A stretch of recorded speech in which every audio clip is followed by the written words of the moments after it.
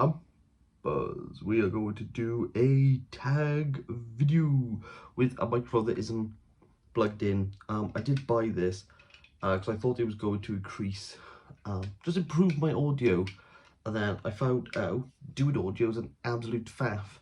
So I just use this in work for the Zoom calls.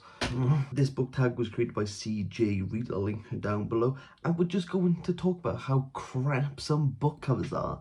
And I didn't realise I have opinions on this, and CJ has awakened in me the inner book cover designer, because the fact that some people got paid to make these covers, it infuriates me. Let's start off with Say It, Don't Spray It, the cover with the most offensive use of type. I feel as though the most common answer would be the handwritten swirly ones, because they're abominable, but this one in particular just, oh, why does this even exist on shelves? It's Chuck Palahniuk's Beautiful You. I feel as though in the boardroom it would have been pitched as, okay, we're looking at a font that has like a few spikes on it, and the person making the notes went, yeah, and how many spikes are you looking for? And the person in charge of the budget just went, yes, spike. Why does this thing have so many spikes on it? Not even Underground Metal Band have this many spikes on their logos. I hate it. It's disgusting. And the bit that I really hate about it is that some of those spines are falling off from to go, oh, what can this be a metaphor of? And you know what's a metaphor of? How this thing falls apart. Stop. Spikes are a no-go. Number 2, she's serving Reese's book club, the cover with the most commercial book club energy. And I know CJ loved Deborah Levy, but Hot Milk, can you explain yourself? Can you explain why in an airport lounge you would scream, buy me, I'm number 5 on the charts? I feel as though a few years ago what would have been popular is very picturesque holiday destination, but someone looking really moody. Ooh, I'm looking at the sea being all pensive. I have to wear sun protection factor 50 before going in the sea. My parents told me, so I'm going to stand right on the edges and act in defiance. Well, at least you weren't the ginger Jew who had to wear a t-shirt to go in a pool. Oh, the memories. This particular question hurts because I feel as though I'm going to talk about a book which I would assume some people would associate with me, and it pains me to say it, but yes, girl, give us nothing. Cover with seemingly no energy put into this. And when it arrived through the post, I was expecting a different cover, but I held it in my hands and was just like, why? It's 2 days later, and that's what happened when you have kids and you film late at night. Sometimes they wake up and you gotta look after them. So it's 2 days later. Where were we? Oh, yes, we're going back to the imaginary boardroom. And this is what I think happened. You must be the design person. I'm looking forward to working on this project with you. I'm really looking forward to working on this book cover. I really just want to tell what the story is from the front. I really want to give the reader an expectation of what they're going to read. Can you tell me what the book's about? This book really tells the rich history of India's independence and what it means to have a country split in two. But don't think this is a normal story, because the narrator actually has a magic ability where he can speak to people telepathically. Yeah. And he's writing the history of his own lineage. Of course.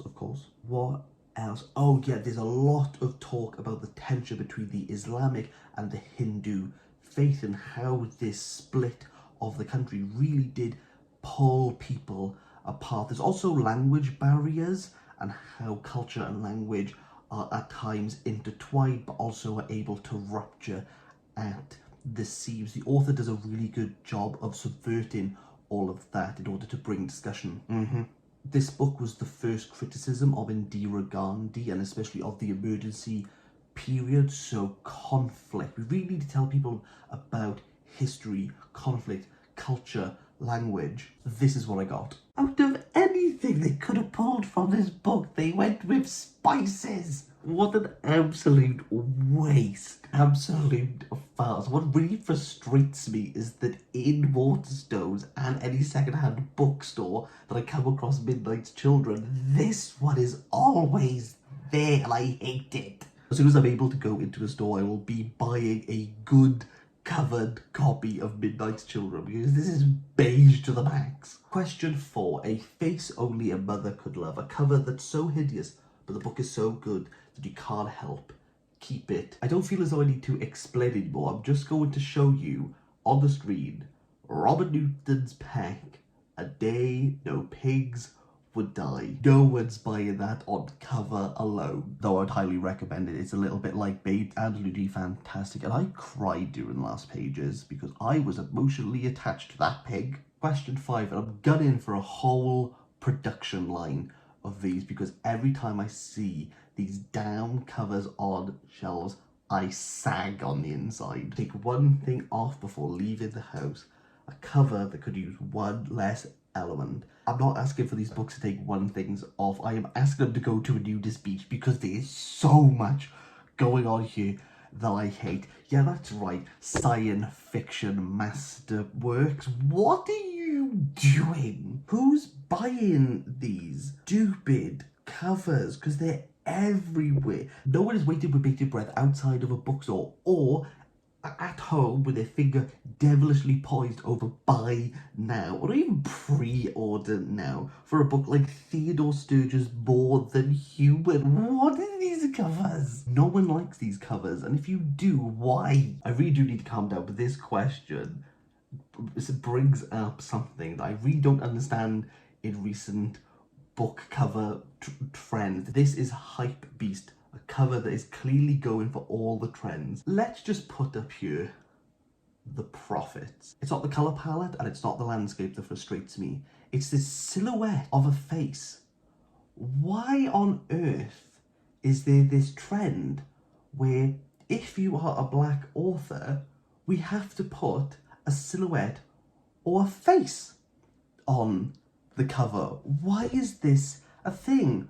Britt Bennett, stick a silhouette on there. Brandon Taylor, stick a face on there. Raven Lally, stick a face on there. The Colour Purple, stick a face on there. Toni Morrison, stick a face on there. Maya Angelou, stick a face on there. Black authors seem to get it all the time. Oh, Bernardine Evaristo, stick a face on there. Brian Washington, stick a face on there. The Hate You Give, stick a face on there. The Poet X, stick a face on there. I know I really haven't answered the question because it isn't a trend, but I don't understand the need of when it comes to a black author, we predominantly have to put a face or silhouette, because to me it feels as though it's like it's trying to appeal more human.